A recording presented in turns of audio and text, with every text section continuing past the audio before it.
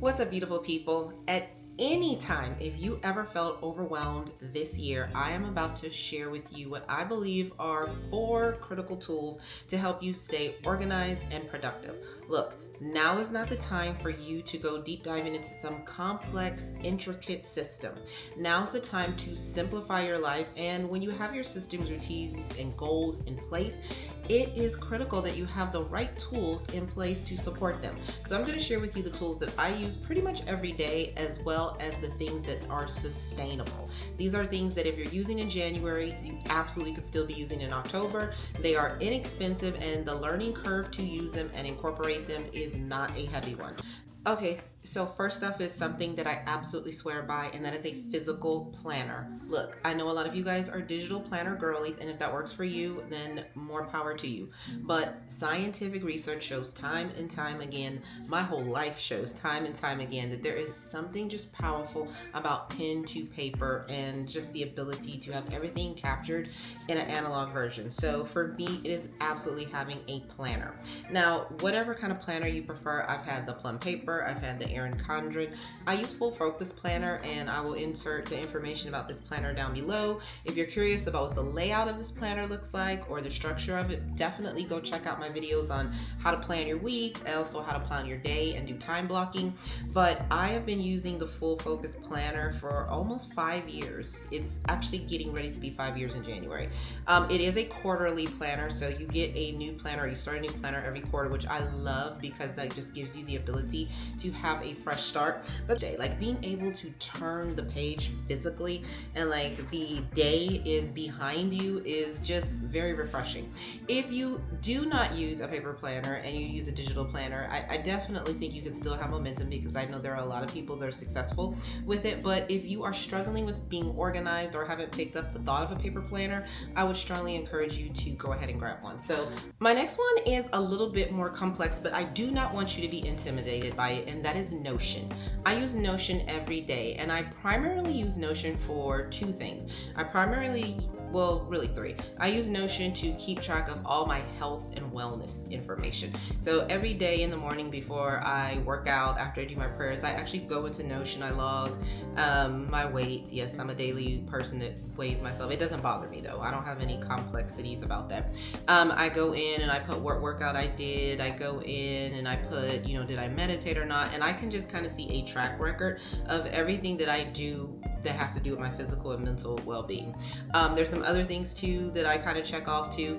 The other part of Notion, which I absolutely love and is highly underestimated, is using the Notion play on words of a second brain. And I really struggled with what that meant when I would hear people say that, but Notion is where I go to dump information. Like if I'm in a meeting and I'm thinking, oh, we should have worked on that, like some people will write that down. We go in here and I'll go into Notion and I will just hurry up and type up like 1 or 2 sentences. I literally have a page in Notion called Brain Dump. I throw like my grocery list in there. It is actually Christmas break when I'm filming this. All of the things that my brain was thinking about, like the Monday that we got out for a break, I was like, okay, these are all the things I need to do over the break. These are the gifts I need to buy. Like I just word vomited everything in Notion, and you can make it as complex or as simple as you want. The other and the last thing I really use Notion for is my content planning. So all of my YouTube videos are planned out in Notion. It is not complex. What I do is I have a calendar. I decide what days I'm going to film videos, what days I'm gonna kind of outline. I always outline everything before I actually film it. Then I kind of mess around with the calendar, and then I script it out, and then I bullet it out. And I use AI a lot more than I have been in the past, because I know what I want to say. And one thing is, I'm not a horrible communicator, so I can pretty much go off the cuff. I don't script out anything word for word.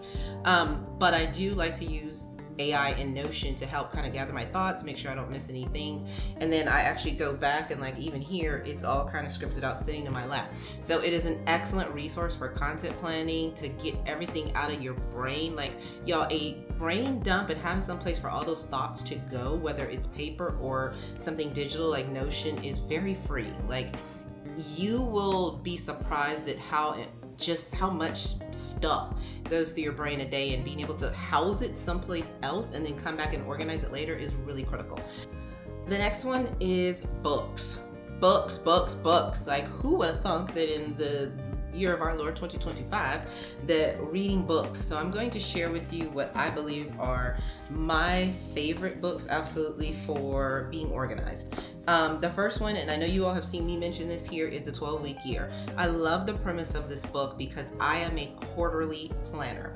I do not believe that on January 1st, these are my goals for the 2025. Here are my goals for the first 3 months.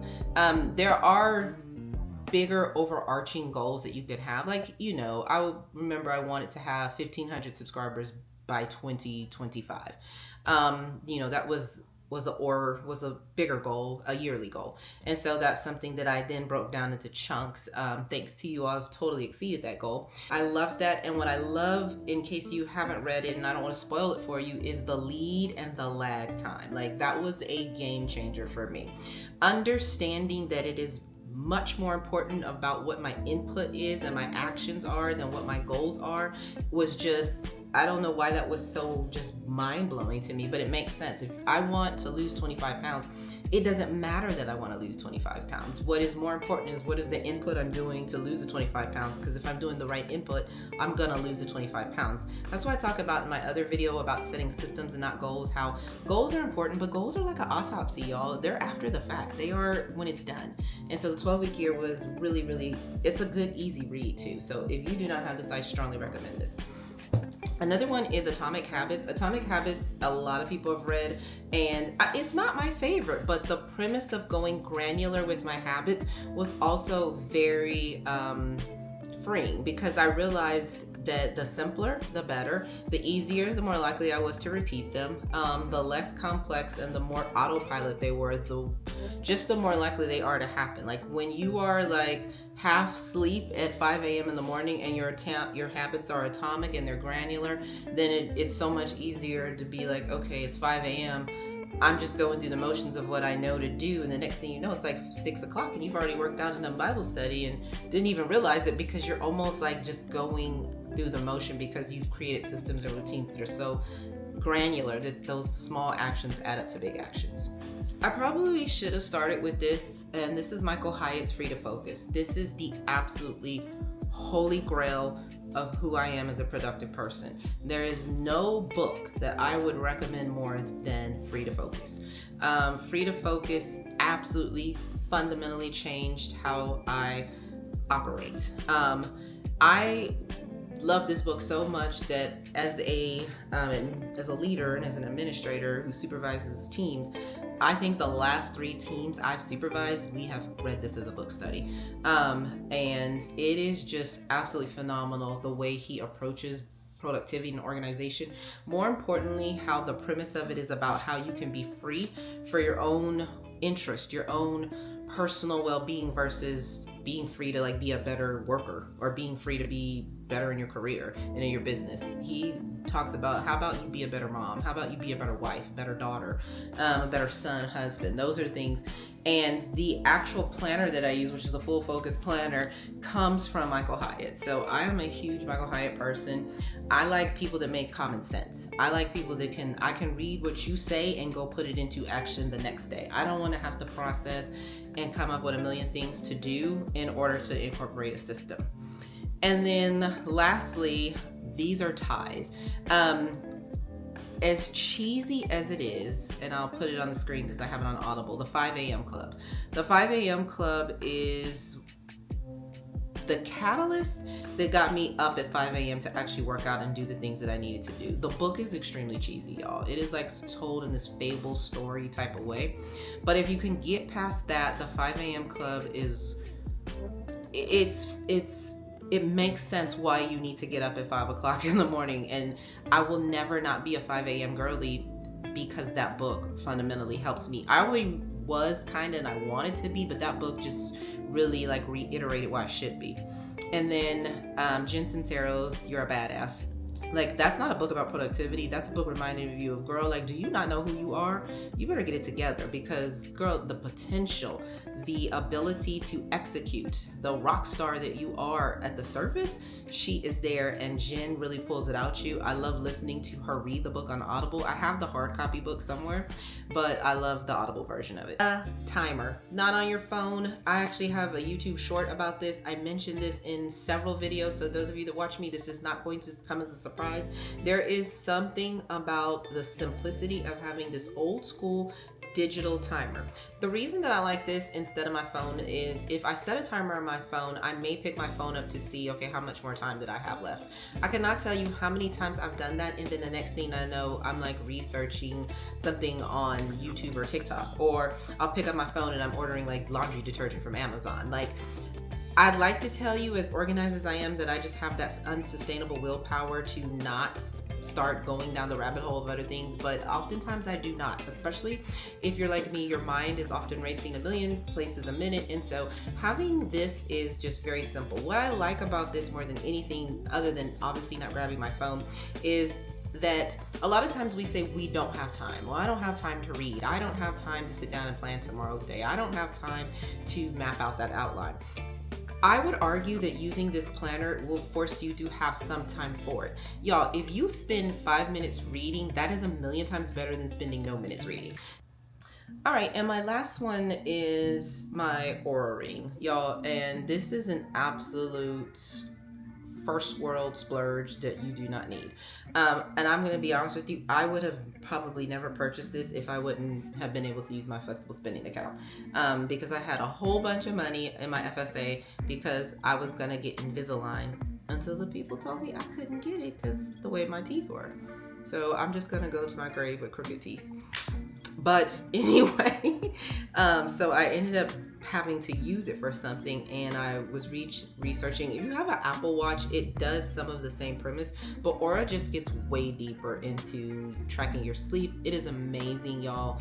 Like, looking at your sleep, like if you have a few drinks versus like you get a good night's rest, and it's like, it just reiterates how like alcohol is not good for you.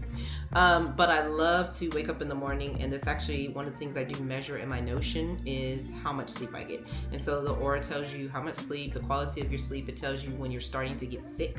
I got sick right before my birthday in August, and that Oura ring was like, girl, it was showing me I was gonna get sick, and like clockwork, I got sick. And it just is a really good motivator if you're into that kind of gadgety type thing for health and wellness. And it's fun. It's just like one of those things that is fun to play with. You don't need it. It's by far the most expensive, not essential thing on this list. Everything that I think I've showed you has been under $30. Maybe the planner, I think this might be $40. Everything was definitely under $50. In fact, you could get the planner and 2 books and a timer for probably less than $100. Like, girl, there you go. Notion is free. Jumpstart your year. So those are just some of the tools that I find that are critical, that are in my life. What I will say is, do not watch this video and go download Notion, go buy all of the books I said, go get the planner I said, go buy like 6 timers, and go buy an Oura ring. Like, don't do that. Figure out whether you feel like you need to plug and play. Like, do you need a book to tell you about a little bit better about productivity? Do you need a paper planner because you know what, the one that you currently have doesn't meet your needs? Do you need to read something about going granular? Do you need to stay off your phone and to create a little bit more traction with your free time by using a timer to help you get and stay focused? That is where you use tools. Tools are not going to change. You could buy everything I just showed you, and it's absolutely not going to change a thing unless you have systems, procedures, and routines in place. If you need help with how you design your systems and routines and how do you do that, definitely go check out my video on how to set systems, not goals.